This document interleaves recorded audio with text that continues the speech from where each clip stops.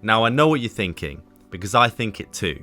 How are people making worse videos than me, yet they get all the views and I get none? I put all the extra work in, spend hours and hours on my editing, watch loads of videos on how to make better content, just for me to get 50 or 60 views, while someone over there is getting tens of thousands for worse content. This is something that really frustrated me, and it still does, until I realized why that was the case. YouTube isn't always about who can make the best video, and if you continue to view it like that, it's just going to push you closer and closer to the edge and make you quit, whilst those creators that you are comparing yourself to gain even more views for less work. But how is that the case?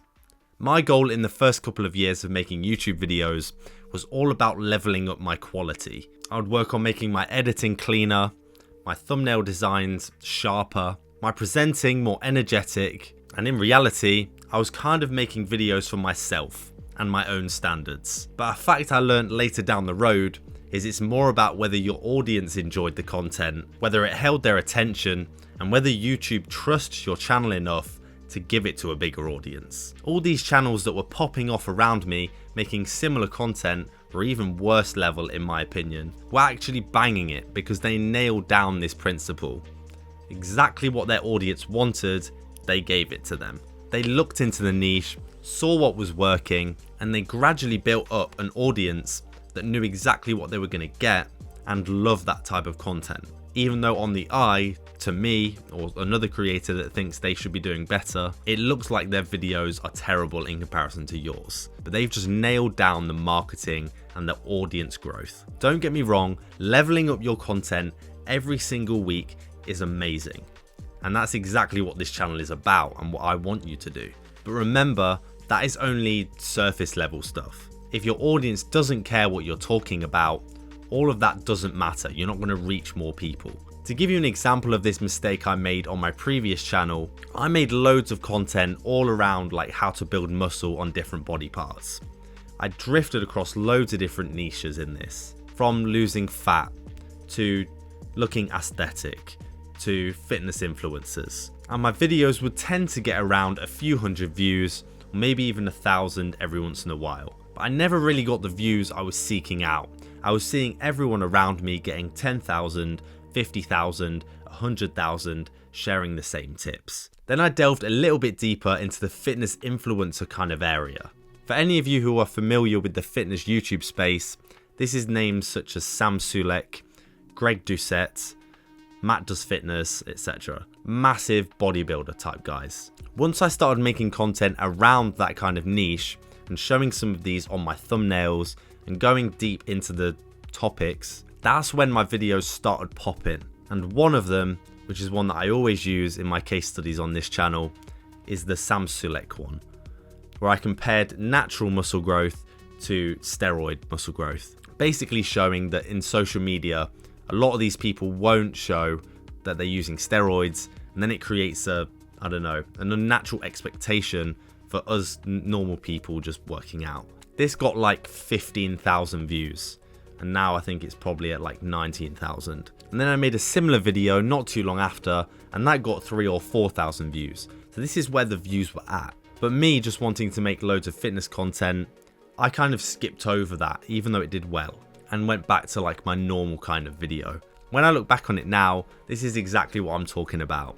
If I would have doubled down and gone straight into this fitness influencer niche and talked about all the different scandals going around, or maybe even just deep dived more into like gym etiquette and people not being dicks in the gym basically, my channel would have blown up, I'm almost sure of it. Because I've seen similar channels around my old channel that have gone on to do the same. So always remember that it's great having high quality content, but you need to serve the audience and their wants and needs.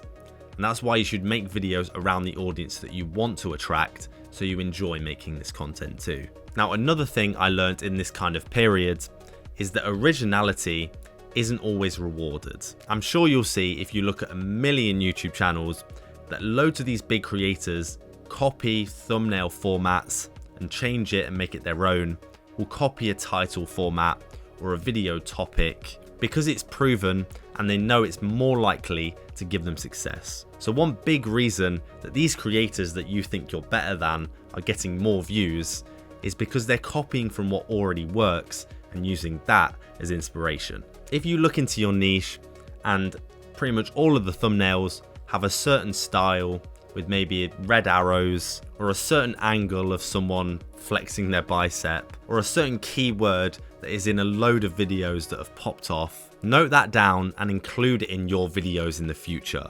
This is what I like to call the YouTube game, and you'll often find if you're the one who breaks through and has a viral video, some bigger creator will probably see it and take the idea for themselves and remake it. You are much more likely to get a breakthrough video if you take these existing examples that work, rather than just making everything in your own lane. Now for a lot of you, you may be in the early stages of making videos, and you just need to nail down the basics of how to write a better script or how to optimize when you upload a video. I've put together a free creator kit in the link in the description. So click that, download it, and it will give you a good leg up to get your content to a great level. You looking around and comparing your channel and your videos to these big channels that are banging it, it's also very toxic for your mental health. You'll see when you find success on YouTube that you're never really satisfied. And this is the trap that growing on YouTube kind of puts you in. There's always going to be someone with more views than you. There's always going to be someone who's made the same video and has blown up, but you've got a 10 out of 10. And you'll probably have felt this slightly already, you just haven't noticed it. Here's my example. I remember getting 200 views on one of my early fitness videos, and I was gassed, so excited. I was getting subscribers, getting some watch hours, I was loving it. But then I got 1,000 views on one of my videos 10 videos later, and I was like, oh my god, this is like another level. And then it went up again. One video maybe 6 months down the line got 3,000, and then every video that got 1,000 or even 500 was depressing. It's like running on a treadmill that never stops. You're always looking forwards and continuing, like a mountain that never actually ends. And it actually leads to you never really being satisfied wherever you are. Even if you're at 100,000 subs and you're getting 100,000 views every video, one drops to like 50 or 60,000 and you're thinking, oh my god, it's dying. So please, at this early stage in your channel's growth, just keep a marker on that. Enjoy the level you're at and stop trying to compare yourself to these behemoth channels that are way out of your league. But as much as you can take all of these things in this video on board, there's always going to be a little bit of you that's going to die inside when you've made your best video and it just completely flops. I learned a few different ways to deal with this and keep pushing forwards. Watch this video right here to see how.